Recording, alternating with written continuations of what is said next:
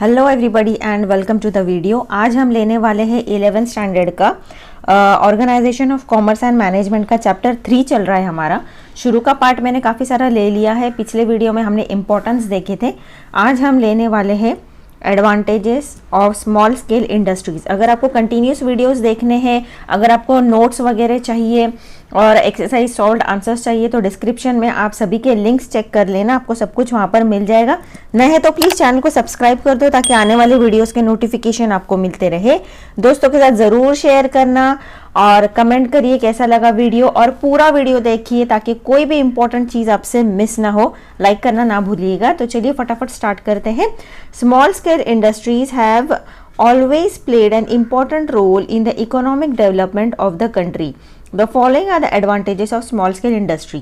अब देखिए ये चीज़ ना हमने पिछली बार भी अच्छे से इसको डिस्कस की है कि जो स्मॉल स्केल इंडस्ट्री है, नाम तो भले ही स्मॉल है, लेकिन ये जो स्मॉल करके जो इतनी सारी अगर ज़्यादा क्वांटिटी में अगर ये इंडस्ट्रीज हो जाए तो सोचिए कि ये हमारे कंट्री को अर्निंग के हिसाब से और टैक्स के रूप में और लोगों के स्टैंडर्ड ऑफ लिविंग के रूप में लोगों को जॉब्स जनरेशन के तरह कितना ज़्यादा हेल्प कर सकता है। तो इससे क्या होगा, अल्टीमेटली हमारा जो इकोनॉमिक डेवलपमेंट है कंट्री का वो काफ़ी अच्छी तरह से बढ़ जाएगा, जिसके वजह से जहाँ पर हम डेवलपिंग कंट्री कहलाते हैं, हमारा जो इंडिया है डेवलपिंग कंट्री कहलाता है। क्या है डेवलपिंग कंट्री, वो मैंने आपको एकदम शुरू के फर्स्ट वीडियो में समझा दिया है इस लेसन के। तो क्या है डेवलपिंग कंट्री तो आपको वहाँ से पता चल जाएगा। तो हम लोग डेवलपिंग से डेवलप्ड कंट्री हो सकते हैं, है ना। तो अभी इन लोगों ने क्या दिया है, चलिए आगे देख लेते हैं। पहला तो है एडवांटेज लार्ज एम्प्लॉयमेंट। देखिए India is labour abundant country. यहाँ पर ना हमारा जो पॉपुलेशन है वो बहुत ज़्यादा है, इज़न्ट इट, ये हम सभी को पता है। तो पॉपुलेशन ज़्यादा होने की वजह से हमारे पास एक प्लस पॉइंट है कि हमारे पास नंबर ऑफ लेबर भी ज़्यादा होंगे, क्योंकि हर किसी में कुछ ना कुछ टैलेंट होता है। कुछ नहीं तो एटलीस्ट अगर वो आदमी कुछ काम का नहीं भी है, भले उसमें टैलेंट नहीं भी हो, तो कम से कम अगर खड्डा खोदने का भी काम रहेगा तो वो भी कर सकता है ना। अगर रोड्स बनाने हैं, हमें वो खड्डा खोदना होता है, उसको सब क्लीन करना होता है, अगर वो काम करने के लिए भी लोग मिल जाए तो बहुत है ना। मतलब हर जगह कहीं ना कहीं छोटा काम हो या बड़ा काम हो, लेबर वर्क लगता है। तो लेकिन यहाँ पर प्लस पॉइंट क्या है कि पॉपुलेशन हमारा ज़्यादा है, तो लोग मिलेंगे तो लेबर मिलेगा। Small scale industries have potential to create employment opportunities on mass scale. ये हमने पिछले इसमें भी देखा है कि जो स्मॉल स्केल इंडस्ट्रीज़ होती है उनके अंदर काफ़ी ज़्यादा पोटेंशियल होता है कि वो जॉब्स जनरेट करे, क्योंकि भले एक बंदे के पास आइडिया आता है एक कंपनी इस्टेब्लिश करने का, लेकिन वो एक बंदा एक कंपनी इस्टेब्लिश करता है और भले वो छोटे से छोटे लेवल पर क्यों ना हो, एटलीस्ट वो कम से कम 50 लोगों को जॉब दे सकता है। और 50 लोगों को जॉब देने का मतलब ये होता है कि वो 50 फैमिलीज़ को अर्निंग प्रोवाइड कर रहा है, उनका रोज़मर्रा की चीज़ें बेसिक नीड्स प्रोवाइड कर रहा है। इनडायरेक्टली हम ये बोलेंगे they are labour intensive, they use more labour than other factors of production. अभी देखिए आप किसी भी दूसरे फैक्टर्स ऑफ प्रोडक्शन हो जाते हैं। फैक्टर्स ऑफ प्रोडक्शन हम किसको बोलते हैं कि कोई चीज़ अगर हम प्रोड्यूस कर रहे हैं तो उसे लगने वाली जितनी भी चीज़ें होती है ना, उन सबको हम फैक्टर्स ऑफ प्रोडक्शन बोलेंगे, भले छोटी हो या ज़्यादा बड़ी हो, कोई भी हो। जैसे मशीनरी का इस्तेमाल होता है या फिर रॉ मटेरियल का इस्तेमाल होता है, या फिर वो फ्यूल वगैरह का इस्तेमाल, और ये छोटे मोटे जो भी चीज़ें होती है ना, जो कि सब कहीं ना कहीं कुछ ना कुछ छोटा छोटा रोल तो प्ले कर रहा है, लेकिन उनका कहीं ना कहीं हाथ है प्रोडक्ट बनाने के लिए, उनको हम बोलते हैं फैक्टर ऑफ प्रोडक्शन। तो फैक्टर ऑफ प्रोडक्शन में लेबर भी आ जाता है, लेकिन इन सभी फैक्टर ऑफ प्रोडक्शन में जो लेबर है ना उसका बहुत ही एक इम्पॉर्टेंट स्थान है, एक जगह है, और ये ज़्यादा मात्रा में भी यूज होता है एज कंपेयर टू दूसरे फैक्टर ऑफ प्रोडक्शन। ओके, आगे देख लेते हैं। Their gestation period is low and can provide employment opportunity to large number of people. Their gestation period is low and can provide employment opportunity to large number of people। मतलब small scale industry जो होता है ये एक ताकत रखता है कि ज़्यादा से ज़्यादा लोगों को एम्प्लॉयमेंट दे। वही मैंने आपको कहा कि अगर भले एक बंदा एक कंपनी डालता है, लेकिन एक कंपनी भले उसने डाली, उसके अंदर 50-100 लोगों को तो जॉब मिल गया, मतलब कितने ज़्यादा लोगों को उसने जॉब जनरेट कर दिया, मतलब गवर्नमेंट के ऊपर उतना भार कम हो गया उतने लोगों को जॉब्स देने के लिए। ओके, आई होप इतना पॉइंट आपको समझ गया होगा। आगे देख लेते हैं। Less capital requirement. SSI requires less capital as compared to large scale industries. SSI can be started, run by small entrepreneurs with limited capital resources. ये हमने फर्स्ट इसके पार्ट में भी डिस्कस कर लिया है कि देखिए स्मॉल स्केल इंडस्ट्री हम किसको बोलेंगे। स्मॉल स्केल इंडस्ट्री हम उसको बोलेंगे जो बंदा अपना कैपिटल जो है 1 करोड़ लाकर अपना कंपनी इस्टेब्लिश करता है या स्टार्ट करता है, तो उसको हम बोलेंगे स्मॉल स्केल इंडस्ट्री। अगर उससे 1 करोड़ से कम ला रहा है तो माइक्रो हो जाएगा, माइक्रो इंडस्ट्री, और 1 करोड़ से ज़्यादा लेकिन 5 करोड़ से कम तो उसको हम मीडियम स्केल इंडस्ट्री बोलेंगे। और मीडियम 5 करोड़ से ज़्यादा इन्वेस्टमेंट कर रहा है तो उसको हम लार्ज स्केल इंडस्ट्री में चला जाएगा। लेकिन यहाँ पर देखिए 1 करोड़ कोई बहुत बड़ा अमाउंट नहीं है। आजकल तो लोगों के घर ही 1 करोड़ के होते है ना। तो अगर वो 1 करोड़ कोई बंदा कंपनी इस्टेब्लिश करने के लिए लगाता है, कोई बहुत बड़ी बात नहीं है अगर हम कंपनी की बात कर रहे हैं तो क्या हो जाएगा, मतलब कैपिटल तो काफ़ी कम लग रहा है उसको, है ना। तो कम कैपिटल में एक पूरा का पूरा कंपनी इस्टेब्लिश हो रहा है, उसके अंदर कितने लोगों को एम्प्लॉयमेंट दे रहे हैं और कितना ज़्यादा उसको एक फ़ायदा हो सकता है हमारे इंडस्ट्रियलाइजेशन के हिसाब से। आगे देखते हैं क्या दिया इन्होंने। थर्ड पॉइंट है utilization of domestic resources.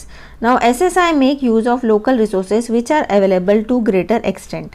Small amount of saving which normally remains idle are now channelized.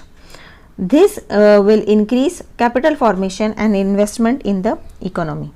अभी देखिए ये मैंने पिछले आपको ये हमने ये सारे पॉइंट्स मैक्सिमम एक्चुअली पहले के इसमें डिस्कस कर लिया है, लेकिन फिर से मैं आपको बता देती हूँ।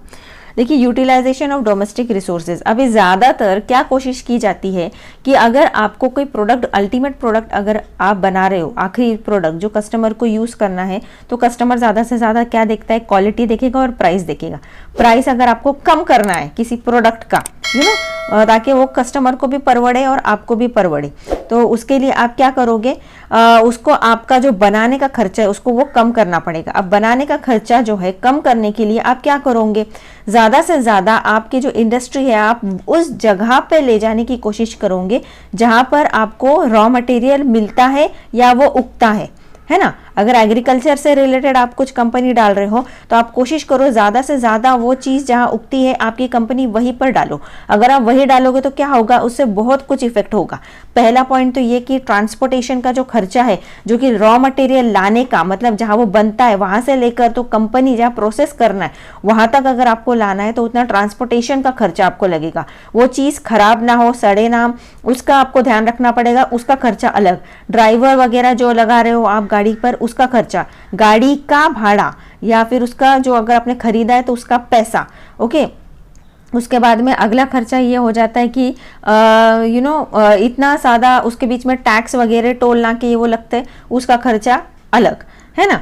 तो फिर अगर आप वहीं पर स्थापित करते हो तो आपको क्या हो जाएगा, लेबर कॉस्ट भी आपको लेबर भी काफ़ी इजीली मिल जाएगा, कम कॉस्ट में मिल जाएगा, क्योंकि लोग लोकल होंगे, उधर के ही काम करने वाले होंगे और उन लोगों को वो चीज़ इस्तेमाल कैसी की जाती है, उसे हैंडल कैसी की जाती है, उसका भी आइडिया ज़रूर होगा। तो उसके वजह से क्या होगा, अल्टीमेटली जो प्रोडक्ट है, प्रोडक्ट का खर्चा कम हो जाएगा, बनाने का खर्चा कम होगा, तो एंड कस्टमर जो है उसको भी वो प्रोडक्ट सस्ते में मिलेगा।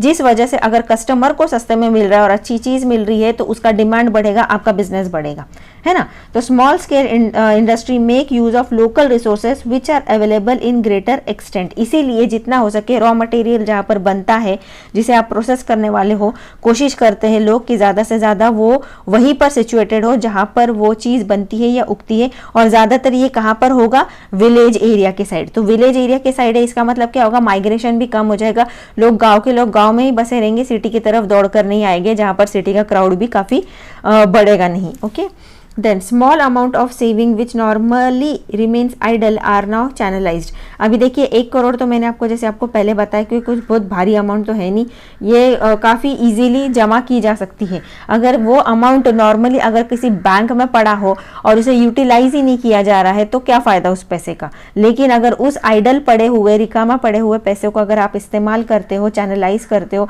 तो सोचिए आप उस पैसे को कहाँ से कहाँ बढ़ा सकते हो। Okay, this will increase capital formation and investment of economy. कहीं ना कहीं ये जो पैसा है अगर आप इसे कंपनी बनाने के लिए यूज़ करते हो तो कहीं ना कहीं आप इकोनॉमिक डेवलपमेंट में भी इसे काफ़ी आप अपना योगदान दे सकते हो। आगे देख लेते हैं, increase industrial output. SSI produce customer goods as well as industrial components. The goods are cheaper and satisfy the needs of poor section of the society. Product produced by SSI form a significant portion of industrial output of a country. SSI produce consumer goods as well as industrial component. ये जो consumer जो है हम local लोग जो है जो हम इस्तेमाल करते हैं चीज़ें वो चीज़ भी बनाता है स्मॉल स्केल इंडस्ट्री। और साथ साथ में अगर इंडस्ट्री को कोई चीज़ लगती है जिसे वो और प्रोसेस करके और आगे कुछ बना सकते हैं तो वो चीज़ प्रोड्यूस कर सकते हैं स्मॉल स्केल इंडस्ट्री। कोई ऐसा हार्ड एंड फास्ट रूल नहीं है कि उन्हें सिर्फ लोकल लोगों के लिए जो इस्तेमाल की जाने वाली चीज़ है उसी को वो यूज़ करे। Okay, then the goods are cheaper and satisfy the need of poor section of society. देखिए सस्ता रहेगा चीज़ तो पुअर हो या अमीर हो, सस्ता रहेगा तो हर कोई उसे इस्तेमाल कर सकता है। Then products produced by small scale industry form significant portion of industrial output of a country. Okay, ये अभी हमने देख लिया। अभी अगला पॉइंट देख लेते हैं, कंट्रीब्यूशन टू एक्सपोर्ट। अभी देखिए मैंने 4 पॉइंट एक्सप्लेन कर दिया है, 11 मिनट्स का वीडियो हो गया है। तो ये जो आगे का है ना कंट्रीब्यूशन टू एक्सपोर्ट, ये मैं अगले वीडियो में ले लेती हूँ। ओके, तो फिर अगर आप नए हैं तो प्लीज़ चैनल को सब्सक्राइब कर दो, शेयर करना अपने दोस्तों के साथ में। ये वीडियो कैसा लगा ज़रूर डिस्क्रिप्शन में बता देना। और यहाँ से जो 5th पॉइंट है यहाँ से मैं इसे अगले वीडियो में लेने की कोशिश करूँगी। तो तब तक के लिए bye bye, have a good day.